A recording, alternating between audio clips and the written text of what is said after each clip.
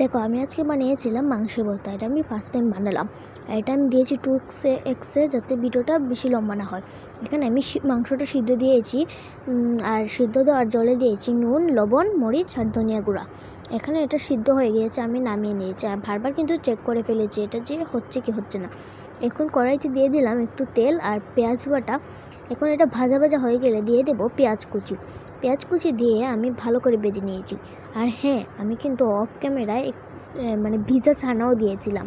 এখন মশলা দিয়ে দিলাম পরিমাণ মতো। আগে যে মশলাগুলো দিয়েছি সেম মশলাই দিয়ে দেবো।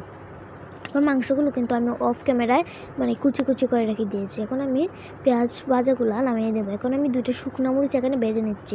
এখানে মাংস কুচিগুলো ভালো করে মানে ভেজে নিচ্ছি। এখন আমি পেঁয়াজ ভাজাটা দিয়ে দিলাম। এখানে ভাজা হয়ে গেলে আমি শুকনো মরিচ ভাজাটাও দিয়ে দিয়েছি। আর অফ ক্যামেরায় তো বললামই ছানা দিয়েছি। তো ভালো লাগলে লাইক, কমেন্ট, শেয়ার করতে ভুলো না।